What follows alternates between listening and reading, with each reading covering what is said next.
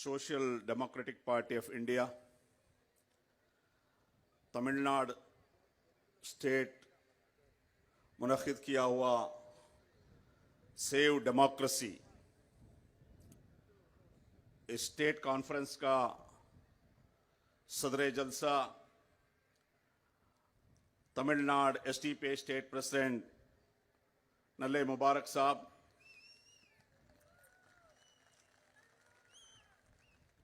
और आज का चीफ गेस्ट एक्स सीएम और अपोजिशन लीडर एडप्पाडी पळनी साहब,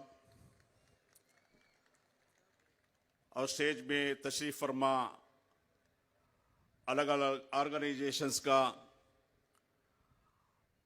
और अलग अलग पॉलिटिकल प्लेटफॉर्म का एडीएम के पार्टी का लीडर्स, मुअज़्ज़िज़ उलमाए किराम, मेरे सामने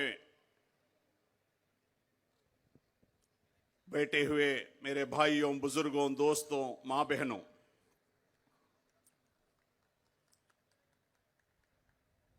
आज social democratic party of India Tamil Nadu save democracy का मुद्दे पर इस देश को एक पैगाम देना चाहता है। क्यों social democratic party of India democracy को बचाने के लिए, सेक्युलरिज्म को बचाने के लिए क्यों हर हमेशा पहले कदम में रहता है। भाइयों, आपको मालूम है इस देश इंडिया, आज हम लोग आजाद बैठे हैं इस कॉन्फ्रेंस में, आजादी से हैं बोले तो इसके पीछे बहुत बड़ा एक जद्दोजहद है। सौों साल जो ब्रिटिशों का हुकूमत में था इस देश को आजादी दिलाने के लिए हमारे लाखों लाखों लोग शहीद होकर जद्दोजहद कर कर इस देश को आजाद किया। इस देश को आजाद करने के बाद इस देश को किस तरह चलाना है, इसके बारे में एक लंबी गुफ्तगू हुआ। उसका मुताबिक डॉक्टर बाबा साहेब अंबेडकर का लीडरशिप में एक बेहतरीन कॉन्स्टिट्यूशन बना। उस कॉन्स्टिट्यूशन को अपनाया, उस कॉन्स्टिट्यूशन का वैल्यूज को, उस कॉन्स्टिट्यूशन का जो अहम सेक्युलरिज्म है, डेमोक्रेसी है, ये भाईचारा है, ये तमाम चीजें हमने अपनाया है। We the people of India, we the people of India, हम लोग ने इस डेमोक्रेसी का, इस जो कॉन्स्टिट्यूशन को हम अपनाए हैं, हम एक्सेप्ट किया है। एक्सेप्ट इतना ही नहीं, हम एक्सेप्ट किया है तो इस देश का जो डेमोक्रेसी को, इस देश का सेकुलरिज्म को हम लोग हर हमेशा बचाएंगे।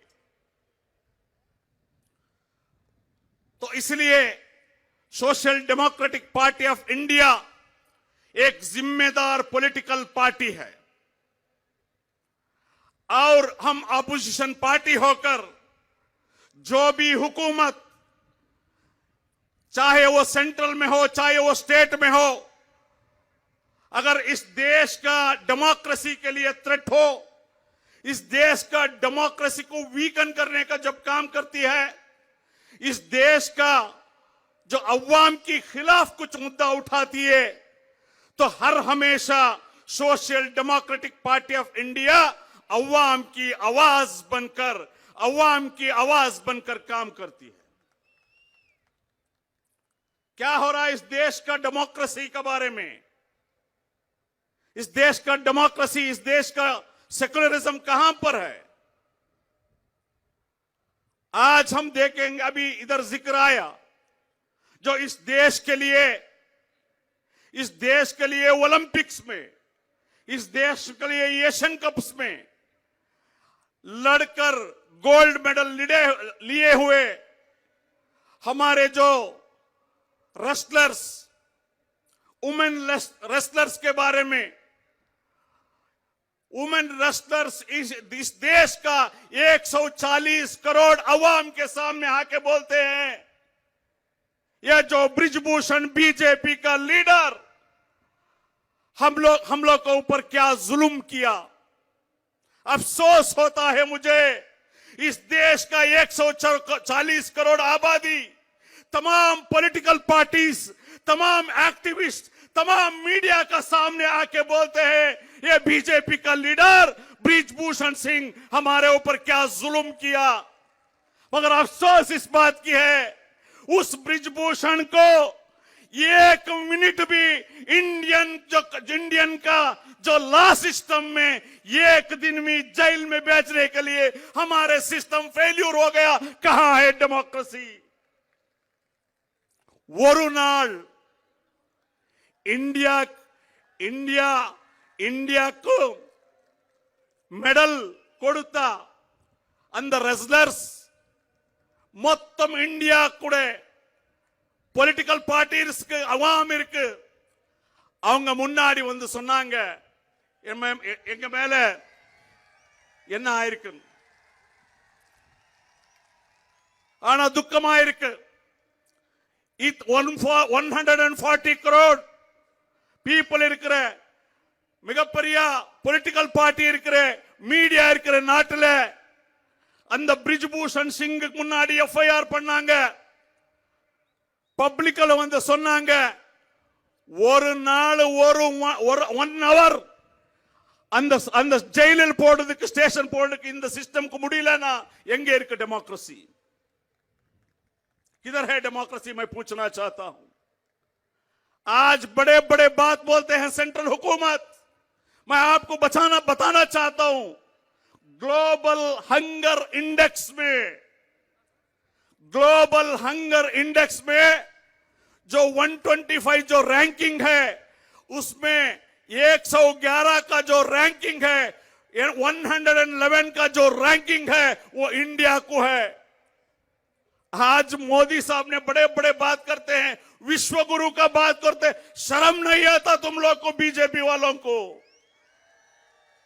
विश्व गुरु का बात करते हैं बड़े बड़े बात करने वाले बीजेपी का लीडर्स और उनको सपोर्ट करने वाले ये जो गोदी मीडिया। मैं पूछना चाहता हूं, ग्लोबल हंगर इंडेक्स में आउट ऑफ 125 रैंक में 111 रैंक जो इंडिया को थे, शर्म है वो इंडिया के लिए। ये मीडिया बात नहीं करता, गोदी मीडिया ये बात नहीं करता। गोदी मीडिया बात करता है हिंदू मुस्लिम, हिंदू मुस्लिम, हिंदू मुस्लिम। इंडिया का इश्यू हिंदू मुस्लिम नहीं है। इंडिया का इश्यू हिंदू दलित अपर कास्ट नहीं है। इंडिया का इश्यू हंगर है। इंडिया का इश्यू अनएम्प्लॉयमेंट है। इंडिया का इश्यू फार्मर जो खुदकुशी कर रहे हैं वो है इंडिया का इश्यू। इंडिया का इश्यू स्टूडेंट्स का है। इंडिया का इश्यू वुमेन सेफ्टी का है। वो इंडिया का इश्यू हमारे एग्रीकल्चर के बारे में है। तो भाइयों और बुजुर्गों, मां बहनों, हम आवाज उठाना चाहिए, स्ट्रगल करना चाहिए, क्योंकि इस डेमोक्रेसी को अपनाने वाले, इस कॉन्स्टिट्यूशन को अपनाने वाले हम लोग हैं। हम लोग इस कॉन्स्टिट्यूशन को, इस देश को बचाना है। मेरे प्यारे एसडीपी का कैडर्स, लीडर्स, ये एक बात कान खोलकर सुन लो, तारीख से हम सबक सीखना है। तारीख से हम सबक सीखना है। क्या है तारीख? बिना स्ट्रगल से, बिना जद्दोजहद से कोई भी इंकलाब इस दुनिया में नहीं आया है। कोई भी इंकलाब इस देश में नहीं आया है। कोई हिस्ट्री उठा के देखो, आजादी का जंग लेको, कितना साल, 200 साल, 250 साल। कोई भी इंकलाब अगर आया है तो जद्दोजहद से, स्ट्रगल से आया है। एसडीपी ओनली 15 इयर्स हुआ है, 14 इयर्स होकर 15 इयर्स हुआ है।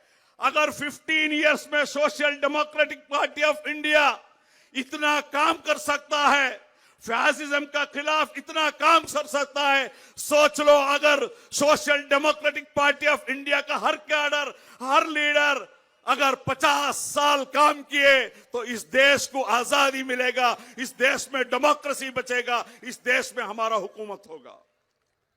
तो भाइयों, ज्यादा वक्त नहीं है, पता नहीं मुझे कितने लोगों को उर्दू आता है नहीं आता है, तो इसलिए मैं ज्यादा वक्त नहीं लेते हुए इस जो आज का जो हिस्टोरिकल जो इवेंट है, जो हिस्टोरिकल इवेंट में हम लोग सेव डेमोक्रेसी का जो बात कर रहे हैं, इसको स्ट्रेंथन करने के लिए तमाम एडीएमके के लीडर्स, एसडीपीआई का लीडर्स और जितने भी उलेमा ऑर्गेनाइजेशन, तमाम ऑर्गेनाइजेशन एक होके इस डेमोक्रेसी को बचाने के लिए, डेमोक्रेसी को स्ट्रेंथन करने के लिए काम करना है। इतना ही बोलकर मेरा जगह लेता हूं।